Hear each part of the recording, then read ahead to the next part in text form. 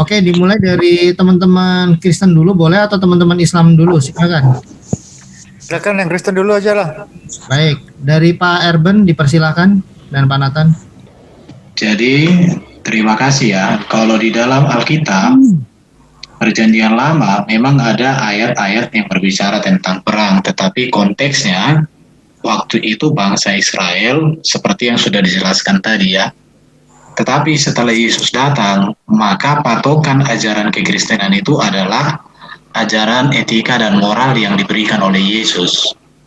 Jadi kalau ada orang Kristen yang melakukan sebuah kesalahan dalam bentuk hal apapun, entah itu berbangsa, bernegara, atau beragama, tetap yang salah adalah orangnya. Karena memang ajaran Yesus seperti itu. Jadi ajaran Yesus itulah yang harus menjadi patokannya. Jangan karena perilaku orang, maka ajaran Yesus disalahkan. Karena ajaran Yesus tidak pernah berbicara tentang perang. Itu jelas sekali. Bahkan Yesus mengatakan mengasihi musuh, berdoa untuk mereka, bahkan siapa yang menggunakan pedang akan mati oleh pedang. Dan Yesus melarang hal-hal seperti itu. Tapi berbeda dengan di dalam saudara-saudara Muslim. Kita tahu ya, di dalam hukum Taurat itu kan kitab-kitab para nabi itu kan ratusan tahun sebelum kitab Injil.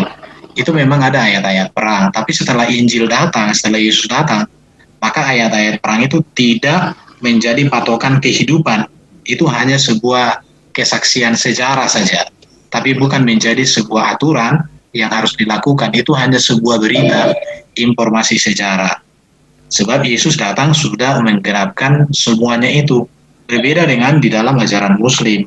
Contoh seperti di surat An-Nisa 4 ayat 74. Karena itu hendaklah orang yang menukar kehidupan dunia dengan kehidupan akhirat berperang di jalan Allah. Barang siapa berperang di jalan Allah lalu gugur dan memperoleh kemenangan, maka kelak kami berikan kepadanya pahala yang besar.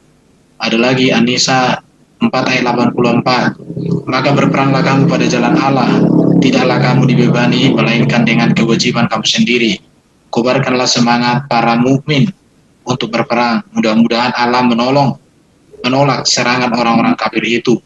Allah amat besar kekuatan dan ini semua nanti saudara akan jelaskan. Al-Maidah 5:35. Sesungguhnya pembalasan terhadap orang-orang yang memerangi Allah dan Rasulnya dan membuat kerusakan di muka bumi, hanyalah mereka dibunuh atau disalib atau dipotong tangannya dan kaki mereka dengan timbal balik atau dibuang dari negeri tempat kediamannya.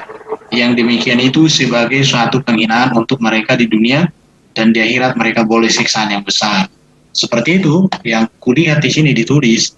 Tetapi ya itu bagaimana kali menjelaskan. Oke Pak Nathan, kisah asik anak ini. Dari saya sambung gitu maksudnya ya. Waktunya. Itu betul. Jadi perjanjian lama itu memang ada ayat-ayat perang di sana, tapi situasional pada saat tertentu itu tidak bisa digunakan kepada tempat lain. Nah, jadi dalam perjanjian lama memang ayat perang itu situasional pada masa itu. Dan ayat-ayat itu hanya di tempat-tempat tertentu digunakan saat itu juga dan tidak boleh digunakan tempat lain. Apalagi di zaman Yesus itu tidak ada sama sekali. Justru Yesus mengajarkan kasih, tampar pipi kiri, beri pipi kanan. Ini namanya reformasi pembaruan. Maka dikatakan perjanjian baru. Yang lama itu perjanjian lama. Tentunya perjanjian lama dengan perjanjian baru itu mesti beda. Dan itu yang Yesus ajarkan. Harus beda dengan perjanjian lama. Makanya Yesus katakan, jikalau kehidupan agamamu tidak lebih baik daripada ahli Taurat, kamu tidak layak bagi Tuhan. Nah di situ, ya terima kasih. Udah mau habis ya? Ya, terima kasih. Silahkan. Sorry. Silakan Mas Yusuf. Ya, silakan. Gini, saya tadi di awal. Sebentar, biar diri saya dulu timernya. Ya, silakan dimulai, Yusuf.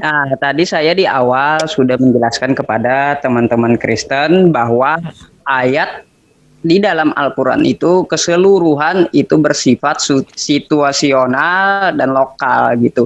Ada kalanya kita menggunakan ayat itu dalam keadaan tertentu. Dan ada pada di zaman perang Rasulullah itu dahulu ya, itu ayat. Jadi ayat tersebut tidak bisa kita gunakan untuk kehidupan sehari-hari. Jadi di sini saya menekankan ayat-ayat di dalam Al-Qur'an yang bersifat perang itu hanya digunakan dalam keadaan dan situasi tertentu. Jadi saya mengatakan kepada teman-teman Kristen, ketika kalian ini menyerang Islam dengan ayat-ayat perang, kalian perlu tahu bahwa ayat tersebut ada situasinya. Jadi ketika kita berperang, Islam itu diperangi, baru kita menggunakan ayat tersebut.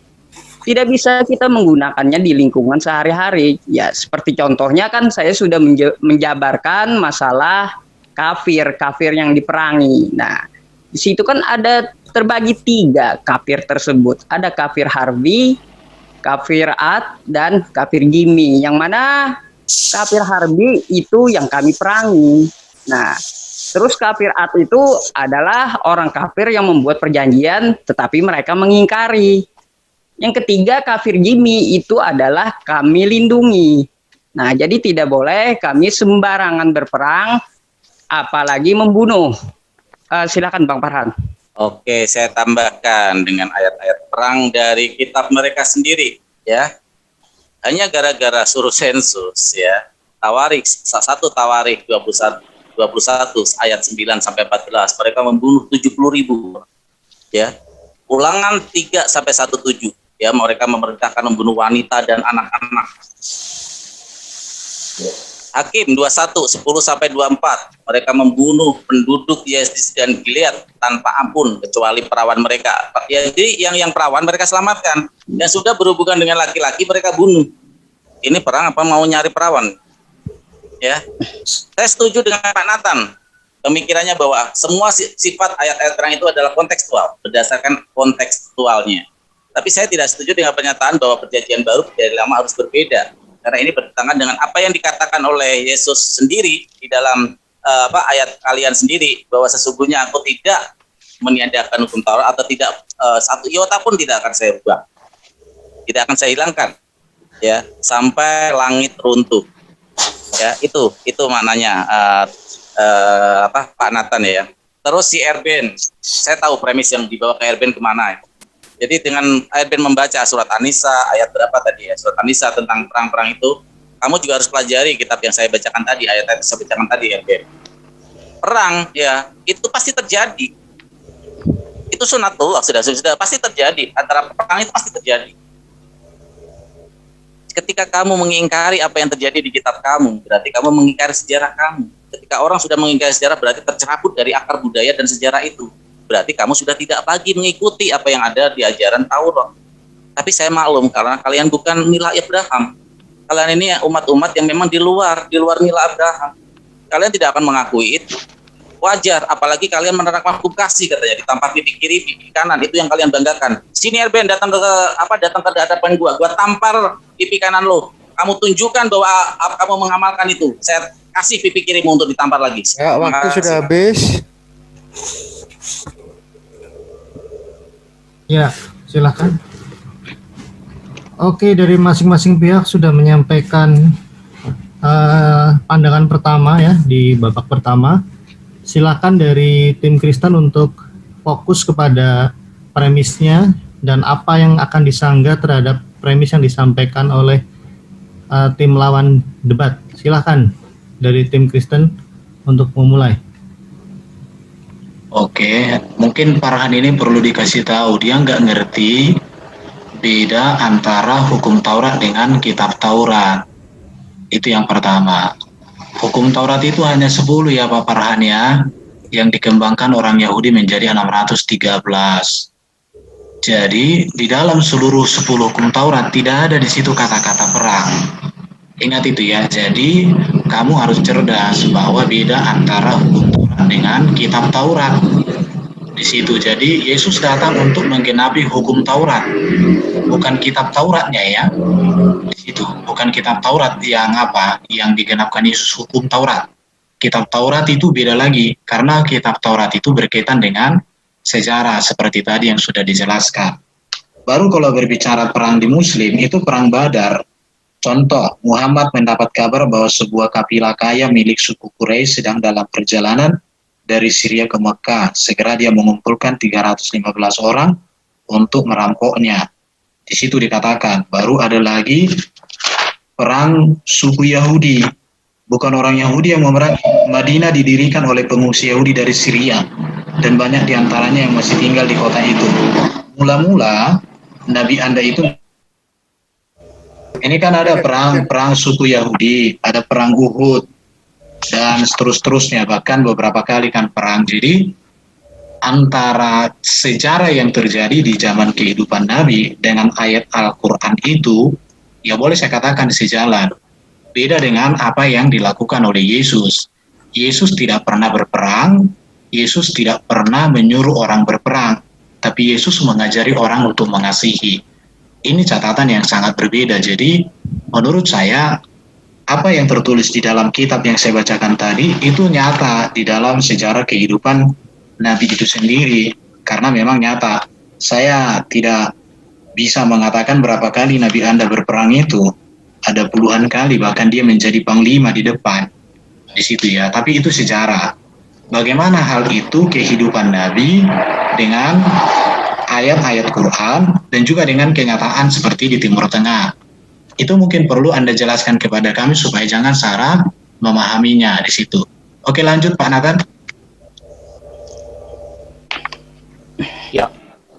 Ya, oke. Nah, jadi sekarang langsung ke poin pentingnya.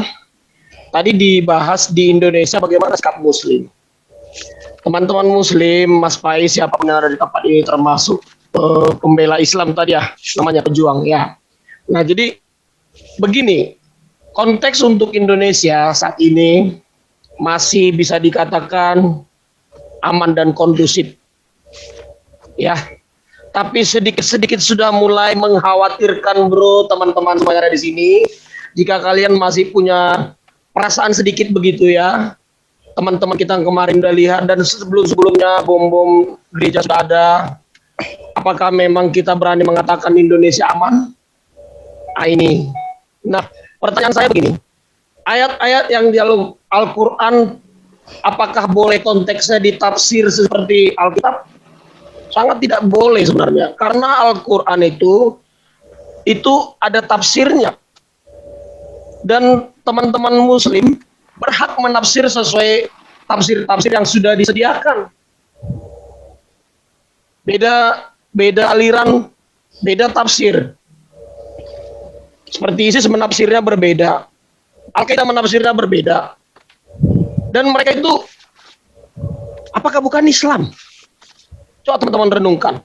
Nah, justru kami yang lebih Islam, mereka itu agak Islam. Nah, ini coba Anda Pak yang di grup ini sekarang yang di Zoom, coba dijawab. Siapakah sebenarnya yang Islam? Nah, ini pertanyaan besar loh. Mereka bilang itu kami yang Islam, kami pendekat sunnah syariah, akidah kami yang sesuai. Nah, jadi ini yang perlu dikasih pencerahan kepada kita.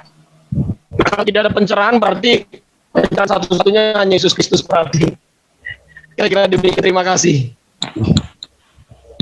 Baik, terima kasih Pak Nathan, Pak Erben. Silakan dilanjutkan oleh Mas Farhan dengan penegak Islam. Mohon difokus kepada respon dari lawan diskusi, kita tidak melebar kemana-mana. Boleh saya dulu, Bang Farhan? Halo? Silakan. Oke, silakan. Untuk menanggapi siapa ya tadi Pak Nathan, yang kejadian di Indonesia yang kita lihat di situ katanya Islam. Pak Nathan harus tahu di dalam Al-Quran surah Al-Maidah ayat 32 tadi saya sudah mengatakan Islam itu dilarang untuk membunuh. Jadi orang Islam itu kalau dia membunuh, dosanya itu seakan-akan dia membunuh manusia seluruh bumi. Nah, jadi ketika kita melihat kejadian di Poso, Bapak bisa tanyakan ke oknumnya sendiri. Jadi kita melihat sebuah kebenaran dalam agama itu adalah dari kitabnya. Jika mereka keluar dari ajaran agamanya, maka mereka hanya Islam KTP. Begitu Pak ya. Jadi kalau Bapak melihat sebuah kejadian di daerah, ibaratnya di daerah Poso, Bapak jangan menyalahkan agama yang dianutnya, tetapi Bapak salahkan orangnya. Jadi di sini lebih ke individual, jangan ke universal. Kayak gitu. Dia mengaku Islam. Islam dari mana ya? Tanya dia. Karena Islam tidak ada mengajari untuk membunuh. Kita pun untuk berperang itu ada keadaan dan situasinya. Dan ayat perang di dalam Al-Quran itu hanya digunakan pada keadaan dan situasi yang ditentukan. Jadi Bapak harus pahami itu. Silakan Bang Farhan. Saya cuma instruksi itu aja. Oke, saya tambahkan sedikit tentang betapa Muslim itu sangat menghargai agama lain dan sangat menempatkan manusia itu ada sebagai sosok yang harus dikasihi dan sama-sama disayangi. Artinya ketika di sini Rasulullah ya di dalam sebuah hadisnya ya, yang berbunyi, barang siapa membunuh kafir tanpa alasan yang jelas, dia tidak akan mencium bau surga. Ya, jangankan masuk, mencium aja enggak, artinya masuk neraka. Itu yang membunuh kaum kafir tanpa kejelasan. Itu yang pertama. Yang kedua, dilarang untuk membunuh kaum kafir tanpa alasan yang jelas. Karena apa? Karena dia di dalam perlindungan seperti yang jenis kafir yang telah di pause waktunya dijelaskan oleh saudara saya Aki penegak Islam. Artinya di sini tidak semua kami memusuhi kafir. Yang memusuhi kami dan yang kami musuhi. Kenapa? Kami bukan agama yang ditampar pipi kiri ngasih pipi kanan. Yang istri kita diperkosa sekali dikasih lagi.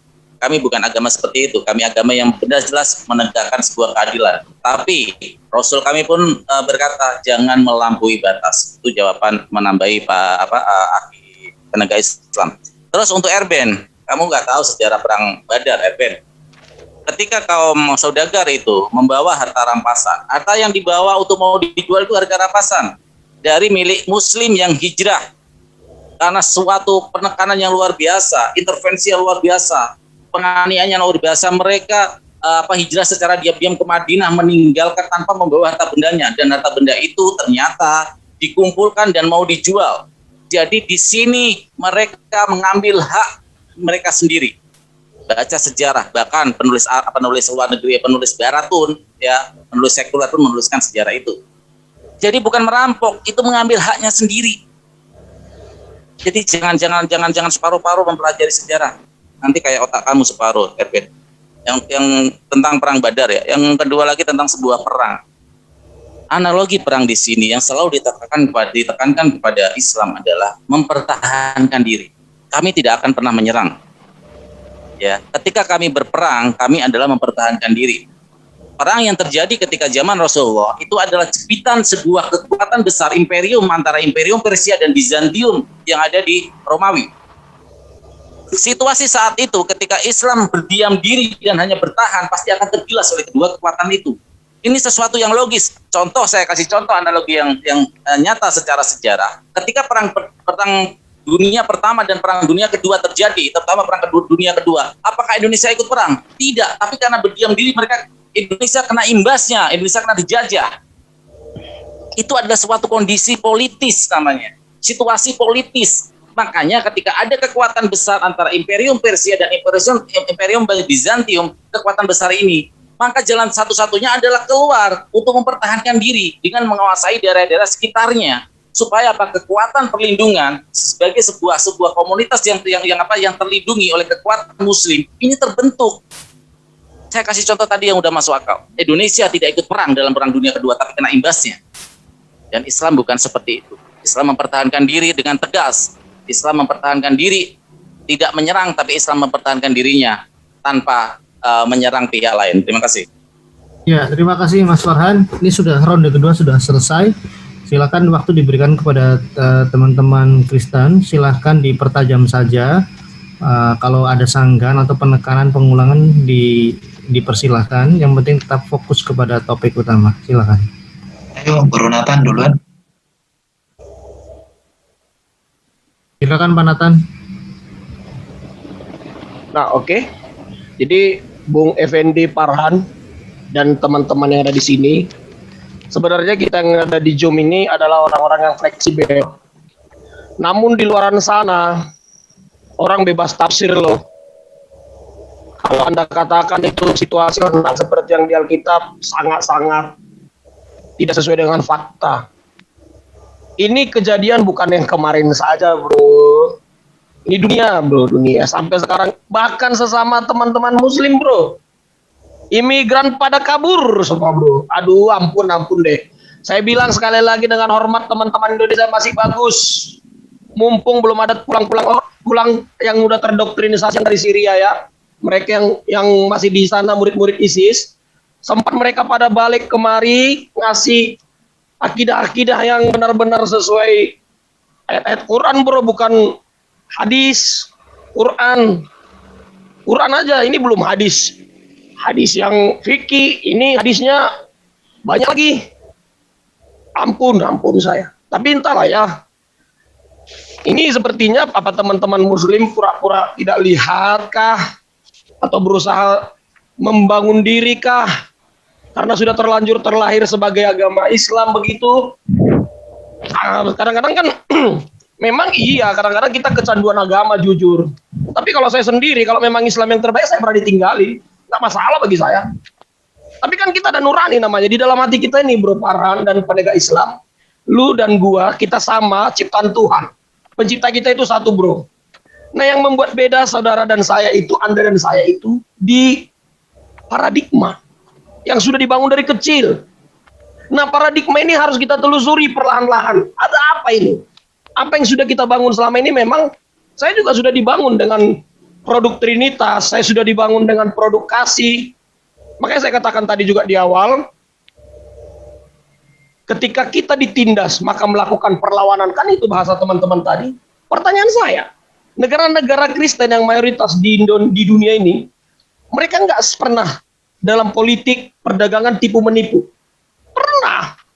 Tapi karena memang mereka di cover ayat yang saling mengasihi, tidak terjadi gesekan, bro. Makanya kalau kita ke Australia, itu ampun, aman minta ampun, enak kita hidupnya, nggak ada takut kita malam-malam gini, nggak takut lah, sejahtera. Kita ke tempat-tempat yang memang jadi banyak dosa di sana, memang kuakui. Tapi kalau kedamaian itu ada, karena memang kebebasan itu diberikan, karena Yesus tidak pernah memaksakan orang, lu harus bertobat, kalau enggak puasa lu tutup tokomu, dipukuli, enggak ada. Cara Yesus enggak seperti itu memang. Nah ini coba saya sebenarnya maaf ya teman-temannya, saya bukan tidak ada lusinan ayat-ayat perang saya pegang, saya nggak usah tampilin lah. Di sini semua udah pada tahu lah. Saya ada banyak itu. Tapi ini kita main nurani, main hati, main apa aja lah. Logika juga coba kita pakai. Ya artinya apa iya ya? Apa iya ya? Apa memang iya ya gitu? Nah ini kita main nurani aja, karena di masing-masing saudara Anda semua ada nurani di dalam. Kita terlahir di dunia ini dari bayi. Contoh, Bung Farhan, Effendi Farhan punya anak nih. Ente kirim anak ente ke hutan. Saya nanti belum nikah, Mas. Saya belum. Oh, maaf, berarti saudara yang paling kecil lah. Nah, saya kira dari wajahnya sudah punya anak gitu ya. Oke. Kalau udah punya adik lain paling kecil, kita taruh di salah satu hutan. Dia itu, Mas, otomatis ada sesuatu nurani dalam dirinya. Apapun agamanya ada nurani. Nah, ini menjadi pertanyaan balik ke dalam hati kita. Apa iya ya? Nah, orang bebas tafsir. Semua bisa ditafsir, hadis bisa ditafsir. Nah, mereka itu yang kejadian kemarin juga kan udah ngakuin dari mana mereka pelakunya. Videonya viral itu. Mereka bawa atas nama Islam. Kalau kita bilang, oh mereka itu KTP. Coba kita pikir balik ke diri kita. Apa iya ya mereka KTP? Begitu. Oke? Sisa 40 menit nggak apa-apa. Ya, ini kalau perang Badar yang aku baca sejarahnya itu kan seorang khalifah, kafilah. Jadi bukan seorang perampok. Tapi ya terserah Bung Farhan sih memahami ini. Dia seorang kafilah kok dalam yang saya baca. Dan ada banyak kalimat-kalimat tapi saya tidak membacakan. Saya sudah lihat. baru itulah ya, baru tentang ini ya. Memang ada di dalam surat Al-Baqarah 256 itu tidak ada paksaan untuk masuk agama Islam, sesungguhnya telah jelas. Tetapi di dalam At-Taubah 9:29 beda lagi. Menurut yang saya pelajari, yang Al-Baqarah 2:256 itu, Baik. oke, udah habis waktunya. Ya, nanti saya dilanjut Pak Erben. Silahkan langsung teman-teman dari Muslim, Mas Farhan dan peneliti. Oke, saya yang duluan. Nanti Bang Farhan nambahin ya. Oke, siap. Untuk menanggapi Pak Nathan tadi yang mempunyai lusinan ayat perang, saya sudah mengatakan ke Pak Nathan, ayat itu bersifat lokal. Yang bersifat lokal saya maksud di sini bisa juga terpakai di kehidupan kita, tetapi ada situasi dan keadaan yang harus memakai ayat itu. Ibaratnya begini, Pak. Ketika umat Muslim dicentil dan orang kafir ini dengan terang-terangan menyerang orang Muslim, maka ayat itu bisa diperbolehkan dalam Islam untuk dipakai. Tetapi dalam kehidupan sehari-hari tidak boleh dipakai, kayak gitu ya. Nah, untuk mengetahui kejadian yang di Poso, mereka mengaku Islam, kata Bapak. Pak, yang namanya Islam itu mengikuti Al-Quran dan hadis. Jadi apabila kelakuan mereka keluar dari konteks hadis dan Al-Quran, maka itu tidak bisa disebut Islam. Hanya Islam yang ada di KTP dia. Nah, begitu yang saya... Halo, suara siapa itu tadi?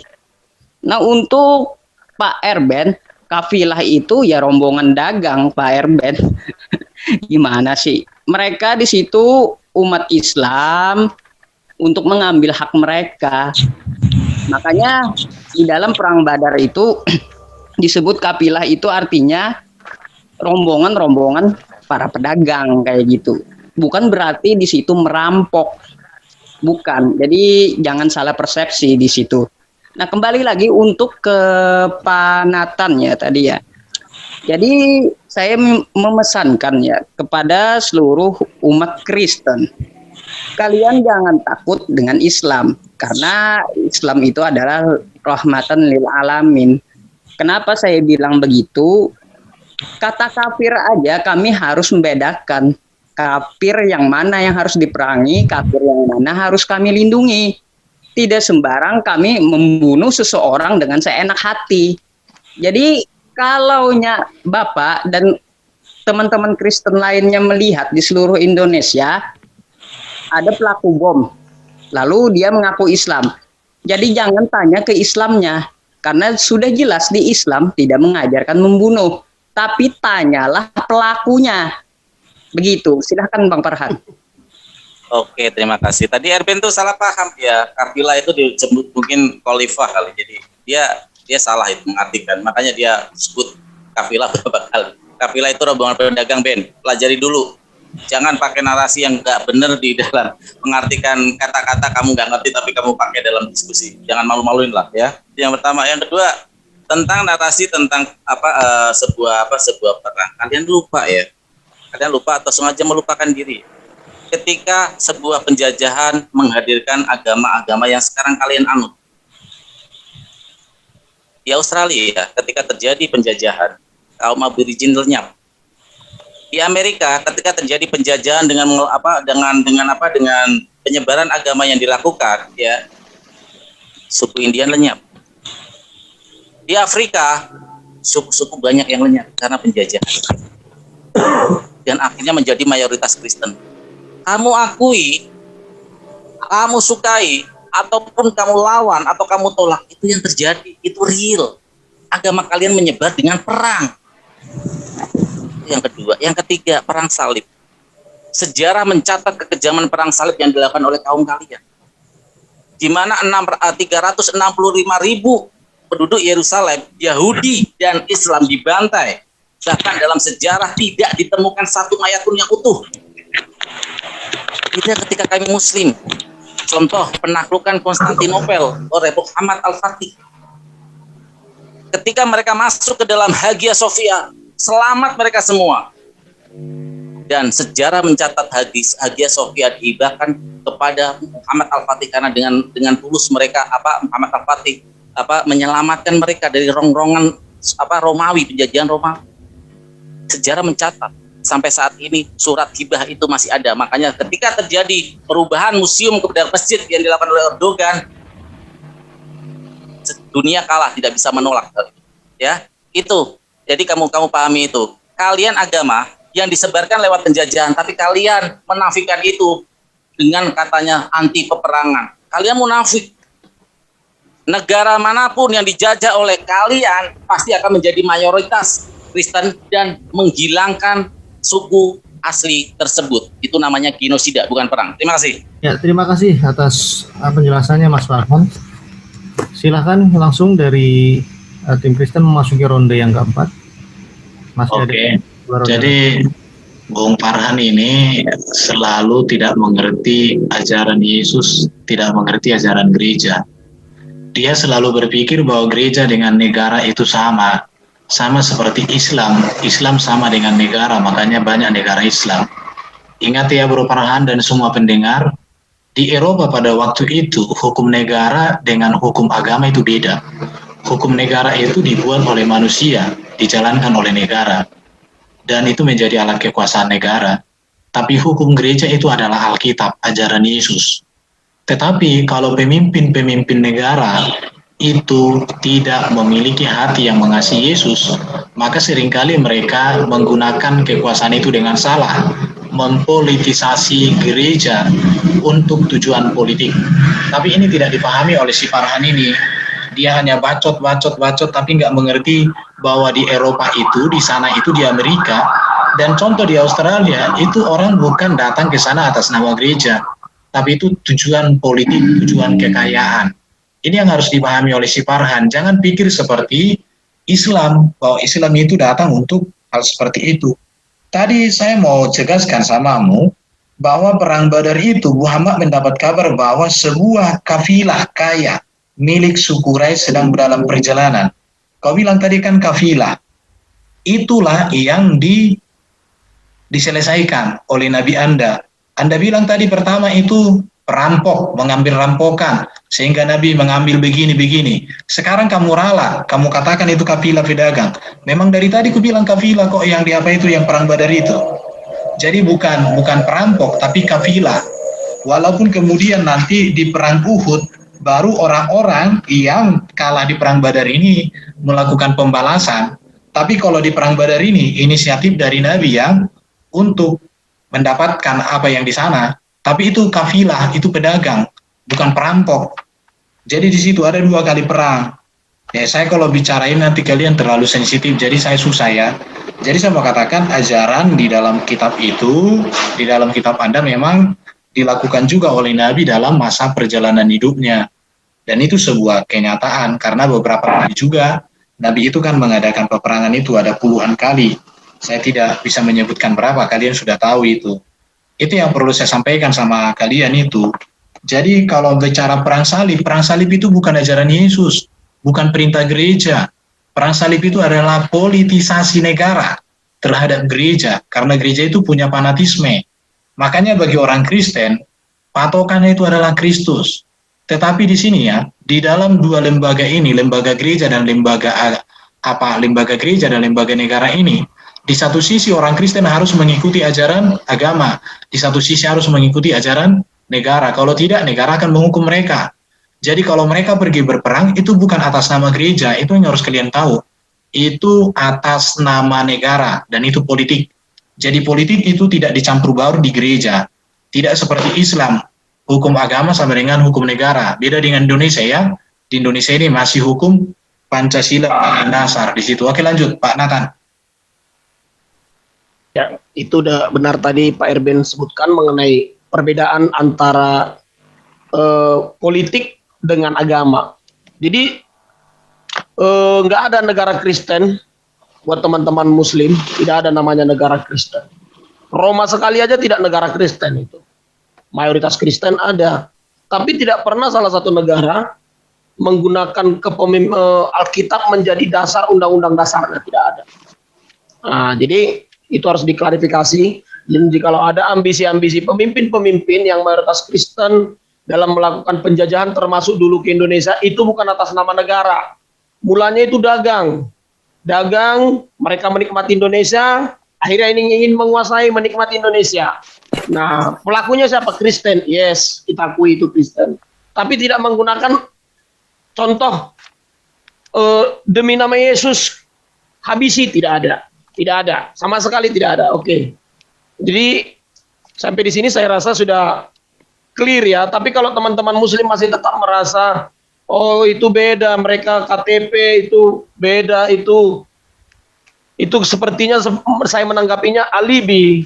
Karena faktanya bukan hanya kejadian di Poso, bom gereja, bom Natal dan seluruh negara-negara lain cukup banyak data-data catatan sejarah yang melukai lah. Jadi itu atas nama agama loh, nggak ada politik di sana, murni agama. Terima kasih. Baik, terima kasih Pak Nathan dan Pak Erben. Silahkan langsung ditanggapi oleh tim Islam. Oke, saya yang tanggapi Pak Nathan ya. Pak Nathan, terserah kamu terima atau tidak, atau terserah kamu menganggap kami sedang membangun diri atau tidak, kayak gitu. Tetapi di dalam ajaran Islam memang begitu. Saya sudah bawakan dalil.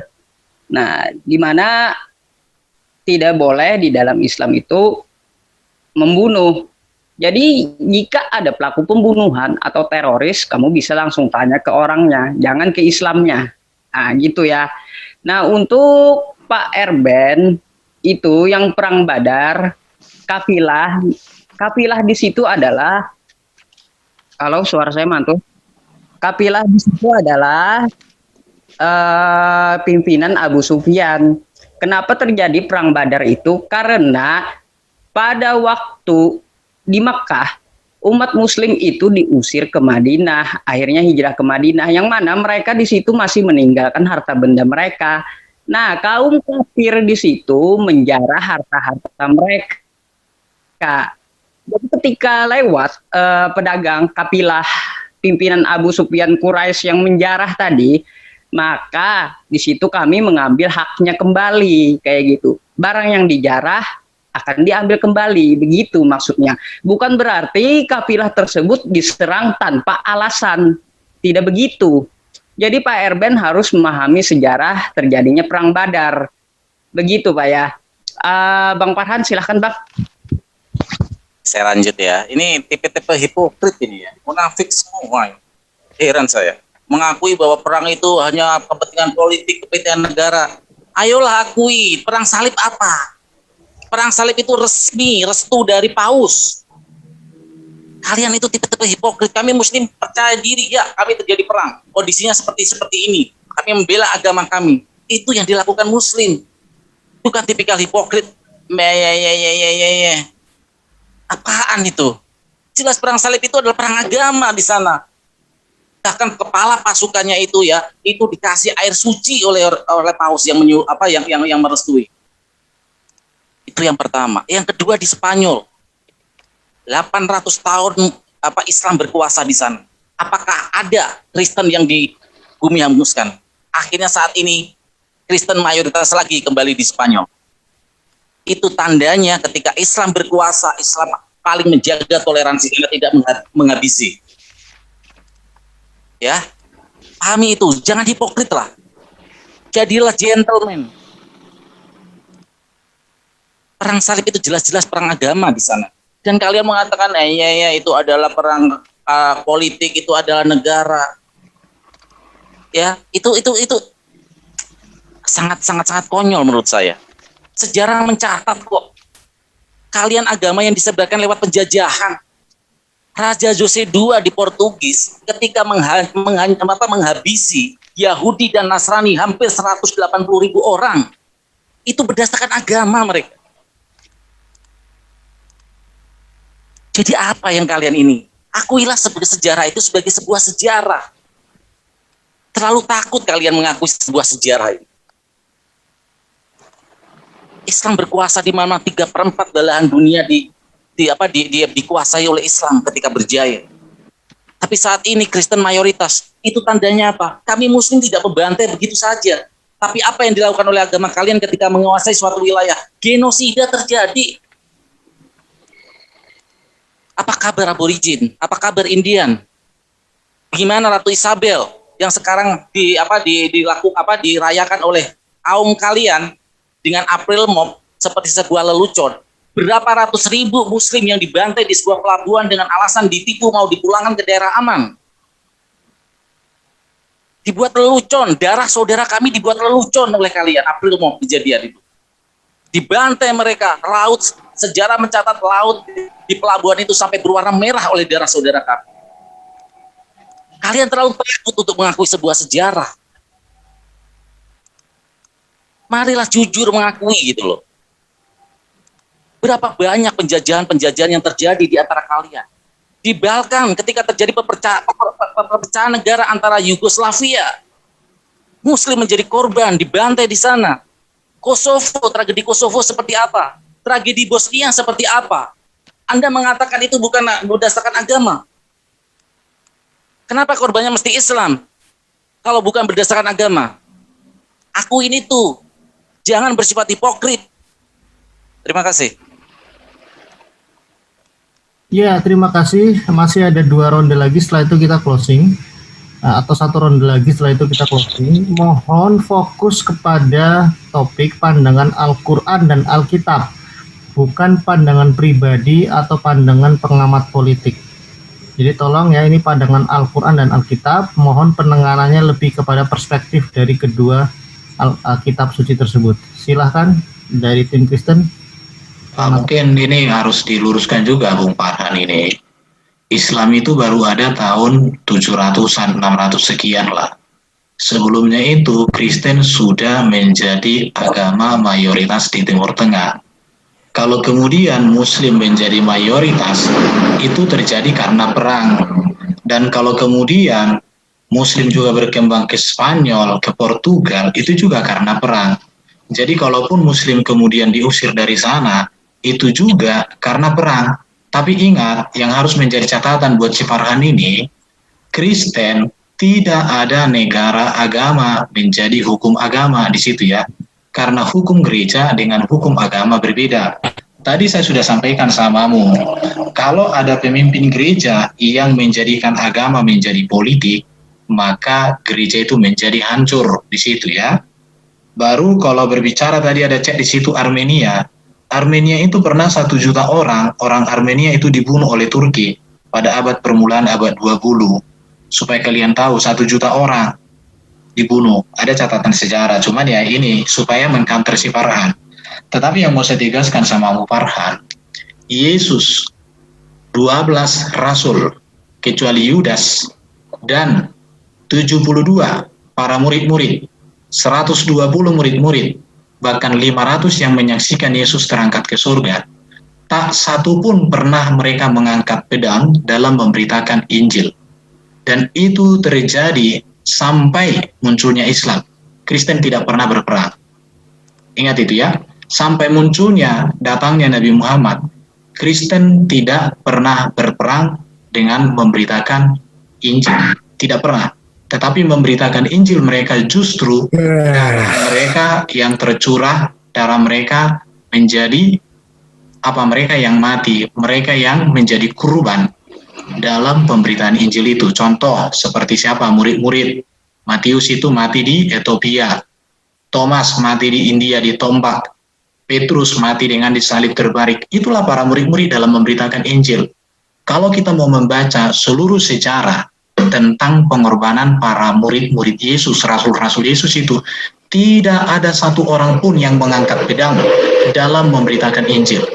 Jadi kalau ada negara yang menjajah, tidak pernah itu berdasarkan ajaran Yesus, karena ajaran Yesus tidak ada satu kata pun yang mengatakan membantai, membunuh, berperang, menjajah, tidak ada. Itu yang harus menjadi catatan. Beda dengan yang seperti Anda tadi, beda sekali. Di situ ya, banyak ayat-ayat di sini yang saya sudah lihat di depan saya, ada bukunya, tapi sangat riskan untuk saya sampaikan di situ. Jadi yang mau saya tegaskan kepada kita, mari Ya, mari kita berpikir, kembalikan kepada diri kita. Karena Yesus mengajarkan seperti itu, jadi apapun yang Farhan bilang selalu lari dari konteks. Karena patokannya Yesus, ajaran-ajaran Yesus, sejarah gereja mula-mula.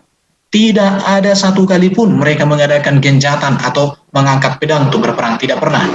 Tapi kalau orang Kristen dibantai, banyak sekali.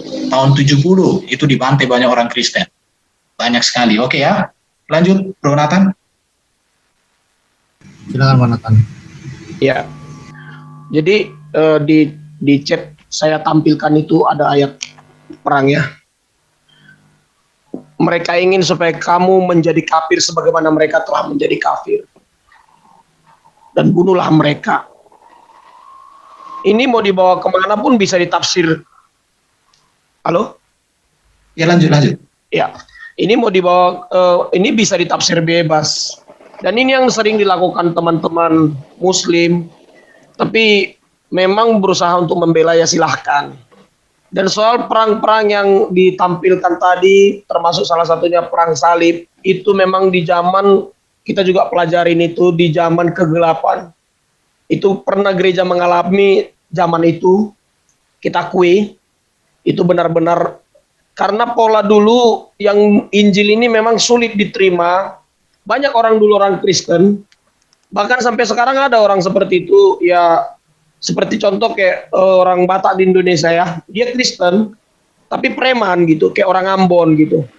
Dan itu kejadian memang di zaman gereja dulu, masa kegelapan gereja itu terjadi, di mana Kristen dulu di zaman itu tadi memiliki ambisi sendiri. Namanya aja dia Kristen. Tapi yang jelas kalau mereka ditanya, mereka enggak atas nama Alkitab. Nah, jadi itu waktu saya sudah habis ya. Nah, jadi itu sangat beda konteksnya. Nah, itu kita akui memang pelakunya Kristen. Baik. Oke, terima kasih. Silakan langsung Muslim. Setelah ini closing statement ya. Silakan. Ini ronde terakhir.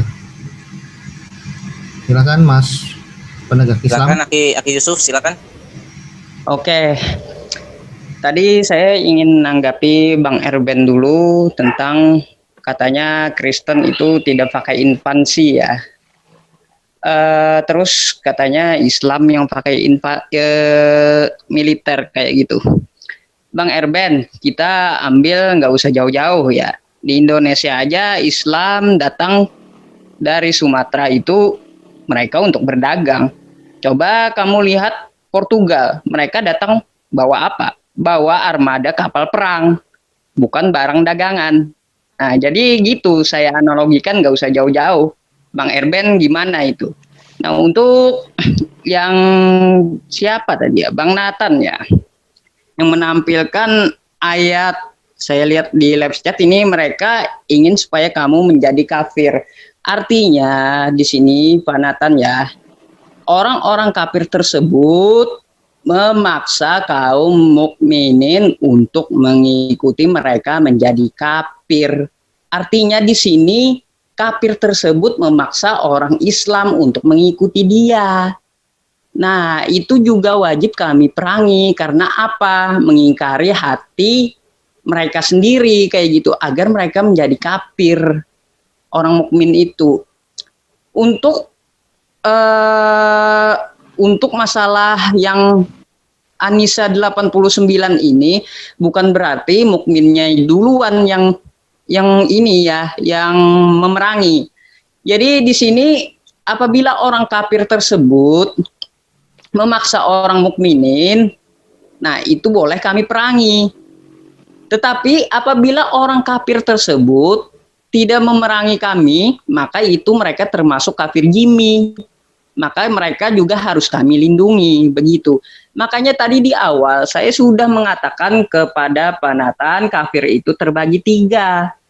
Jadi Bapak dalam memakai sebuah ayat di Al-Quran, itu lihat dulu penjelasan saya di awal. Jangan Bapak mengartikan atau mentafsirkannya serampangan. Tidak bisa Al-Quran itu ditafsirkan serampangan. Karena kalau saya jelaskan begini, ibaratnya Bapak memahami Al-Quran itu, ini Ibu Budi ya, nama ibu itu adalah Budi, itu menurut Bapak kayak gitu. Jadi di dalam pelajari Al-Quran itu kita ada ilmu atau kaidah-kaidah ilmu yang harus kita pelajari. Contoh nahwu, shorof, tajwid. Jadi kalau mencomot satu ayat tidak tahu asbabun nuzulnya ya jadi seperti Bapak mainnya sampangan kayak gitu. Silakan Bang Farhan. Oke, si Erben ini benar-benar buta sejarah, hipokrit dan gak paham ya. Bahkan sebelum Islam muncul di tahun 300 ya, 298 tepatnya, terjadi pembantaian para filsafat-filsafat karena dituduh bidat. Salah satu yang terkenal adalah Higeta. Cari datanya di Google, cari datanya di link resmi. Kamu itu buta sejarah pembantaian terjadi. Higeta yang menandai zaman kegelapan berawal. Itu belum muncul. Juga ketika terjadi pembantaian oleh para ilmuwan-ilmuwan Galileo, itu terjadi apa? Contoh lagi ketika Konstantin, kaisar yang Romawi yang akhirnya membuat agama Kristen menjadi agama resmi Romawi, agama Kristen. Terjadi sebuah pembantaian kaum Kristen ortodok yang dilakukan oleh kalian, Muslim belum muncul. Terjadi perang ketika pembantaian antara Protestan dan Katolik. Berapa banyak perang antara kalian? Munafik sekali kamu, Ben. Saya lebih salut dan simpati kepada Pak Nathan yang mengakui, oh iya kami pernah ngalamin itu ketika zaman kegelapan, memang di zaman itu. Iya, saya baca sejarah zaman kegelapan betapa sadis agama Anda. Ya, Konstantin ketika mau mengadakan terjadi perselingkuhan sehingga terjadi penetapan Yesus sebagai Tuhan di Konsili Nisia 325. Itu karena apa? Konstantin merasa terusir, dia tersaingi oleh keponakannya yang bernama Cyprus. Cyprus dibunuh dan rakyat mulai bergolak, dia lari ke Bizantium yang akhirnya namanya diganti menjadi Konstantinopel mengikuti namanya. Terjadi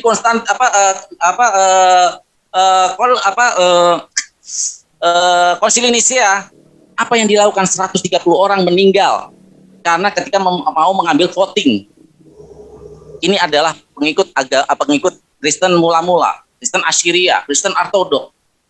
Ini belum ada Islam, Ben. Kalian sudah membantai ini.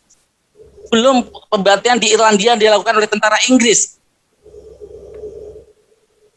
Kamu buta sejarah, Ben. Sekali-kali kamu nanti debat sama saya di Geraha Mu'alaf dengan data yang komplit, saya tantang kamu untuk sejarah agama, mana yang lebih teroris, Kristen atau Islam. Saya tantang kamu, Ben. Terbuka. Terima kasih. Terima kasih. Jadi ini closing statement nanti diberikan ke teman muslim dulu, waktunya 7-8 menit. Tapi tolong Mas Farhan ya, jangan terlalu ofensif menyerang pribadi, nama orang, cukup bantah argumennya saja. Itu aja sih Mas. Oke, maaf. Oke, waktu closing statement teman-teman ya. Di sini kita tidak debat kusir, nanti toleransi sampai 8 menit. Jadi intinya pesan apa yang ingin disampaikan ya dalam closing statement ini? Penegasan terkait bahwa Al-Quran adalah agama yang damai, demikian juga Al-Quran dan Islam mengajarkan kedamaian, demikian juga Alkitab dan Kekristenan mengajarkan kedamaian. Waktu diberikan kepada teman muslim dulu, bergantian ya, karena tadi yang opening dari Kristen dulu. Silakan teman-teman muslim untuk menyampaikan closing statement. Silakan Aki Yusuf. Abang duluan, nggak apa-apa. Nggak apa-apa, saya terakhir aja, saya udah banyak. Oke, saya duluan. Nah, jadi di sini saya menekankan kepada teman-teman dan umat Kristen yang ada di Indonesia maupun yang dimanapun mendengar perdebatan ini. Jadi di dalam memakai ayat perang di Al-Quran itu tidak selalu untuk di dalam lingkungan kehidupan sehari-hari. Berinteraksilah kalian dengan umat Islam seperti biasanya. Karena kalian apabila berinteraksi dengan baik, maka umat Islam pun juga akan baik, begitu. Nah, kalau seperti Pak Nathan tadi, membawa Quran An-Nisa 89 dengan mengartikannya serampangan, wah itu hancur-hancuran Pak, nggak bisa seperti itu. Kita ada aturan semuanya. Jadi kafir saja terbagi, kata saya. Jadi Bapak pahami dulu kami menyebut kafir itu gimana dan pembagiannya seperti apa. Nah, untuk closing statement ini, saya sih cuma menekankan janganlah suudzon dengan Islam kayak gitu. Oh, Islam agama teroris, Islam suka membunuh. Yang padahal di dalam ajaran agama Islam itu sangat dilarang membunuh. Jadi jangan kalian memutarbalikkan fakta begitu. Berinteraksilah dengan baik, bertutur kata dengan baik. Maka orang Islam pun juga akan baik, malah akan dilindungi jika mereka mayoritas toh. Coba kita lihat di luar negeri banyak kekerasan tentang Islam juga, kekerasan tentang Kristen kepada orang Islam. Tapi itu sekali lagi saya memandangnya melalui oknum tersebut, bukan dari agamanya. Karena kita mengetahui kebenaran sebuah agama itu dari kitabnya, bukan dari penganutnya. Begitu.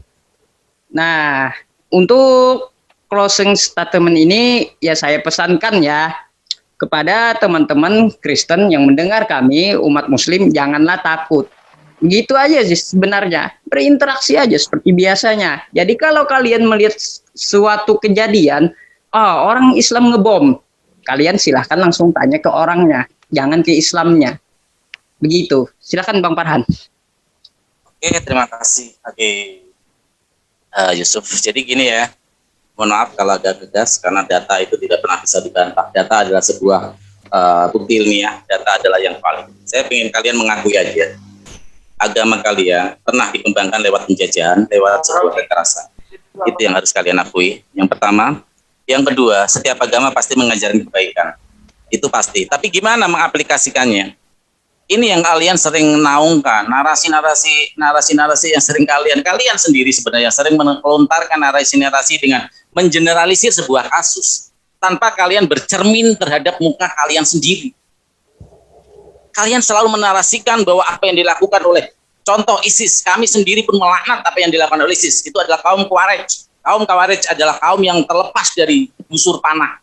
Artinya mereka sudah terlepas jauh dari agama Islam. Karena mereka juga mengadakan baiat yang tidak diajarkan di dalam agama Islam. Siapa yang tidak mau membaiat di Al-Baghdadi sebagai pemimpin Muslim, sebagai pemimpin mereka, itu adalah kafir. Jadi kamu jangan pernah sekali-kali menyatakan ISIS adalah Islam. Kami sendiri pun tidak mengakui. Itu yang pertama. Yang kedua, saya bilang kepada kalian, sejarah adalah sebuah catatan real, catatan nyata. Ada bukti-bukti empiris yang mengikuti itu. Saya berdiskusi tidak dengan asumsi, tapi dengan fakta-fakta. Peperangan pasti terjadi karena ini adalah sebuah kejadian yang memang akan terbentuk sendiri oleh suatu kondisi sosial maupun kondisi psikologis masyarakat itu. Contoh ketika kamu mengatakan bahwa Islam sebelum ada Islam tidak ada peperangan, sudah saya kasih contoh dengan gamblang sekali apa yang terjadi ketika di abad kedua sampai abad keempat, awal abad kelima. Betapa kejamnya agama kalian. Ini harus kalian akui. Kalian seperti melempar tai yang ada di dalam kantong kalian sendiri kepada kami Muslim, padahal tai itu adalah dasar diri kalian sendiri gitu loh. Yang menyerang bahwa sebelum ada Muslim kami tidak pernah perang, kami damai saja. Ben, banyak belajar sejarah Ben, kamu Ben. Jadi seperti tai di kantong kamu lemparkan ke saya gitu loh. Padahal tai itu berasal dari kamu sendiri gitu. Jelas itu adalah peperangan dan itu tercatat dalam sebuah sejarah. Bagaimana mungkin kamu bisa mengklaim bahwa perang terjadi hanya karena Islam muncul? Hipokrit sekali pemikiran Anda. Terus masalah tentang apa? Saya lebih simpati, sekali lagi saya simpati kepada Pak Nathan, walaupun ada narasi-narasi yang dibangun untuk mengeneralisir ayat-ayat perang itu. Pak Nathan, ketika kita mempelajari sebuah kitab, ada ilmu-ilmunya, seperti yang sudah dijelaskan oleh saudara saya Aki Yusuf. Artinya di sini tidak bisa serampangan karena kami bukan umat terjemahan. Kami mempunyai penafsiran-penafsiran berdasarkan keilmuan, karena apa yang ditafsirkan itu adalah berdasarkan original teks. Kalau kalian mau ditafsirkan gimana, sudah tulisan bahasa Indonesia, kalian sudah terima matang. Ibarat nasi, walaupun nasi itu basi dihidangkan kepada kalian tetap makan. Tapi kami dihidangkan beras yang akan kami masak dengan lezat, dengan berbagai resep. Karena kami mempunyai berasnya, originalnya. Tapi kalian disuguhi oleh nasi basi pun kalian makan, karena memang itu sudah menjadi nasi, sudah tidak bisa diapa-apain lagi. Bahkan kadang nasi itu dijemur menjadi sebuah dan digoreng lagi. Analogi saya berdasarkan ketika terjadi revisi-revisi terhadap kitab Anda. Jadi kami jangan bedakan, jangan samakan kami dengan kalian. Kami ini dikasih beras original, bisa kami olah sebagai nasi uduk, bisa kami olah sebagai bubur ayam. Karena memang kami mempunyai original. Tapi kalian adalah analoginya adalah kalian disuguhi nasi basi. Yang mau nggak mau kalian makan karena itu yang kalian terima terjemahannya gitu loh. Pak Nathan, saya salut dengan ketika mengakui tentang sejarah, karena saya passion saya di sejarah, dan Anda mengakui abad pertengahan ada kegelapan bagi agama Anda. Sekali lagi saya tekankan, saya terima kasih. Marilah kita mengakui yang memang terjadi ya terjadi. Ya terjadi memang kejadian seperti itu. Perang memang mengikuti agama kalian, pembantaian mengikuti agama kalian. Bahkan untuk voting menuju Yesus sebagai Tuhan aja terjadi pembantaian di situ. Bukan hanya ketika Yesus disalib. Dan satu terakhir yang ini saya selalu ucapkan. Sebuah ritual yang mengorbankan nyawa manusia di tiang gantungan untuk menebus dosa itu adalah perbuatan iblis dan diinspirasi oleh iblis. Tidak ada ritual dimanapun di dunia ini tanpa inspirasi dari iblis. Terima kasih. Terima kasih teman-teman Muslim bisa sesuai topik ya. Oke, baik. Silahkan closing statement dari Pak Nathan untuk menyelesaikan sesi debat kita malam hari ini. Waktu dan tempat kami persilahkan. Shalom. Oke, duluan Bro Nathan. Pak Erben dulu kalau enggak. Duluan sebentar. Oke. Jadi intinya di sesi ini pendengar bisa menyimak. Saya mau katakan pembelaan atau alibi, terserah kita menafsir pembicaraannya hari ini. Jikalau teman-teman Muslim mengatakan yang dilakukan para jihad-jihad itu bukan atas dasar Islam, bukan atas dasar agama, mungkin di room ini kita berani ngomong gitu. Beranikah Anda mengatakan mereka bukan Islam? Nah, ini bahaya. Nah, itu satu poin ya, yang kita ambil dari kesimpulan malam ini, dari topik ini. Itu poin pertama. Beranikah Anda mengatakan mereka bukan Islam? Di hadapan mereka? Berani, Pak. Berani. Saya berani. Faktanya tidak ada yang berani. Bahkan yang saya lihat sekarang ini justru ada membangun suatu kegiatan-kegiatan yang justru mendukung itu, baik secara dana seperti itu. Nah, ini agak sedikit apa ya? Itu yang pertama, kita renungkan aja artinya seperti itu. Poin yang pertama seperti itu.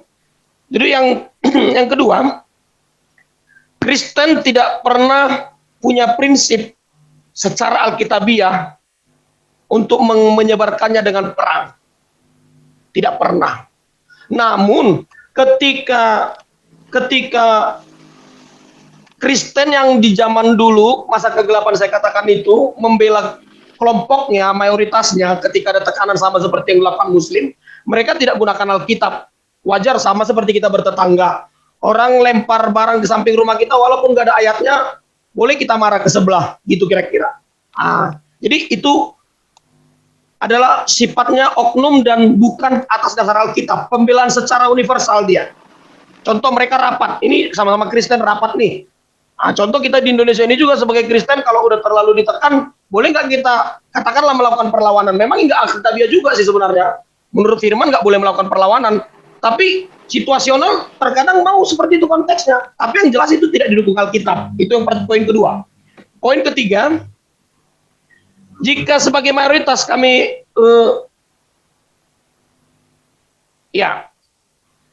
ada dikatakan Bung Paran tadi, di zaman Yesus menjadi Tuhan ketika apa tadi ya, saya lupa.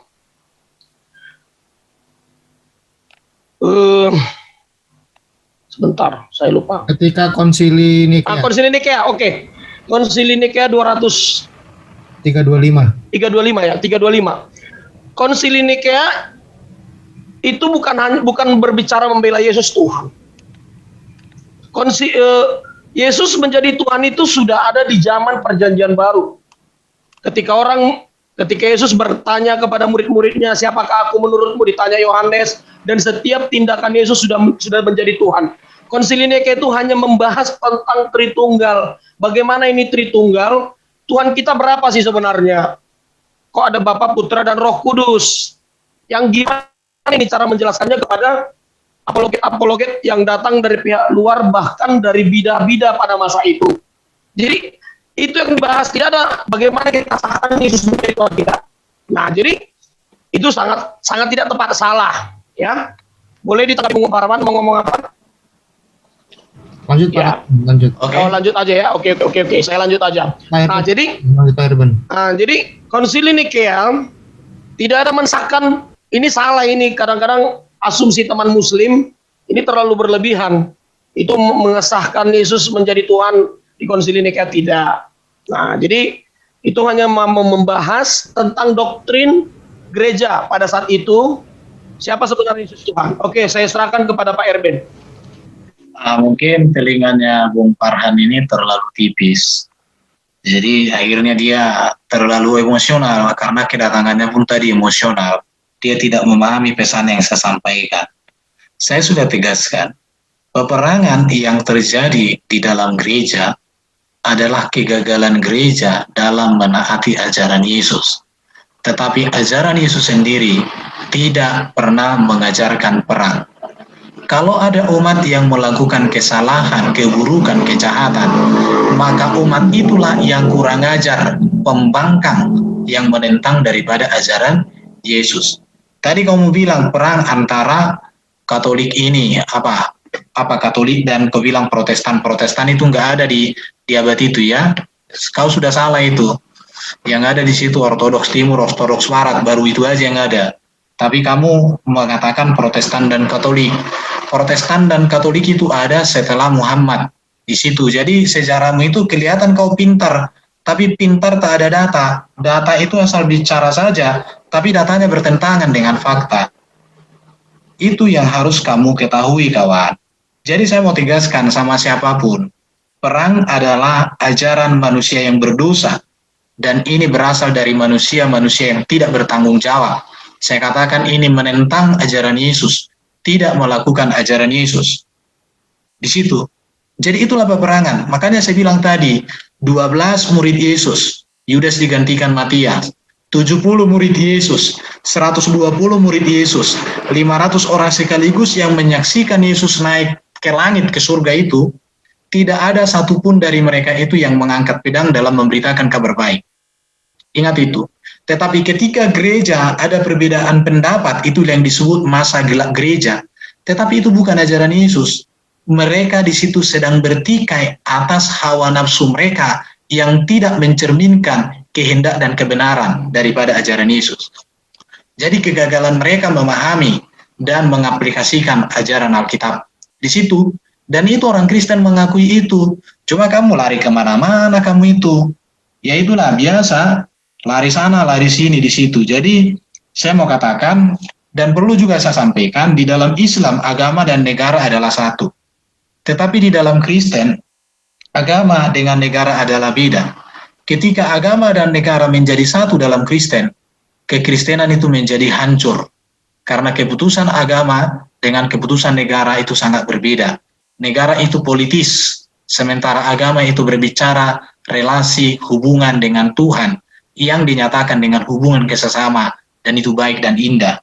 Di situ, makanya sampai hari ini tidak ada lagi negara Kristen. Kenapa? Karena ketika kekristenan menjadi negara, maka terjadi keburukan karena kaya dengan politis.